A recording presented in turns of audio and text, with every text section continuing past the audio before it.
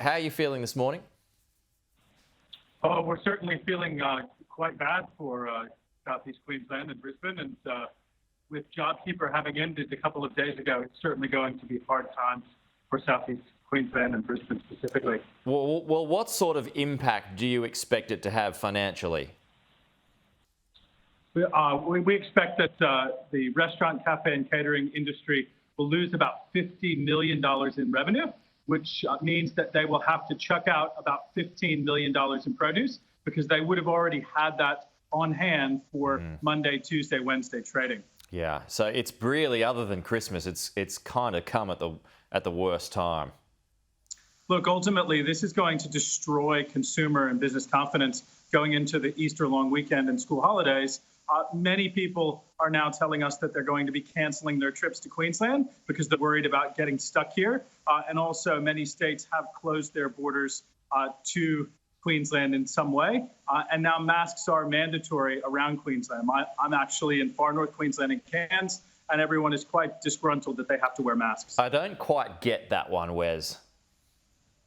It certainly beggars belief that towns and cities that are thousands of kilometers away from southeast Queensland and Brisbane are required to wear masks indoors. And it certainly does put a huge damper on the tourism market in far north Queensland, where the government has already announced that it's opening up half-price flights. So it's a little bit of a confusing situation. Yeah, and also because it's happening on Easter weekend, people go back to work obviously next week. That's going to take a lot longer to recoup those losses. Absolutely, it won't be right back to normal. It's not a longer break. It's just the Easter 4-day weekend, and so certainly businesses were expecting to make up some lost revenue from the Christmas period. So just elaborate on how you came to that figure. So Ibis World tells us that the restaurant industry during COVID is worth about $35 billion. And southeast Queensland is worth about 18% of that. So that's just over $6 billion. And it's very easy to extrapolate out 3 days of that revenue.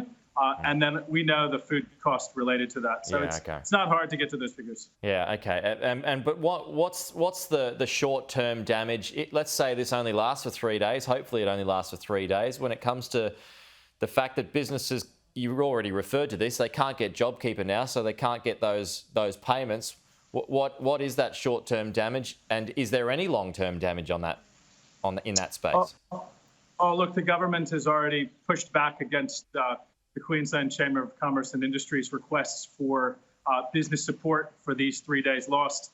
We do expect that businesses will lose that $15 million in lost produce, but also the lost productivity. They certainly will lose business into the Easter holiday as tourists do not come and as business people stay at home, and it will affect consumer confidence and business confidence for weeks to months. And we do know that states that close their borders to Queensland will keep those borders shut for longer than just those 3 days. Is Queensland's loss going to be someone else's gain, though, Wes? I think that the timing is a bit too short to plan another trip and get hotel rooms this close to Easter. Will be very difficult for people who were planning to come to Queensland for a holiday. Yeah. So what would you hope? I mean, the Queensland government has been fairly successful in stamping out the virus, and a lot of people have supported Anastasia Palaszczuk's moves. The fact that she was re-elected with quite a huge margin. So is this something that you're just going to have to cop? I mean, ultimately, as Alan Joyce says, we're going to have to learn to live with COVID.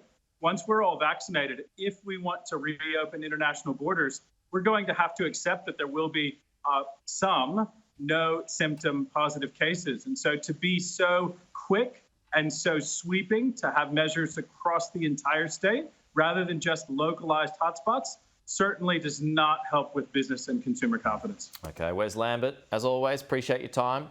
Talk to you soon. Thank you.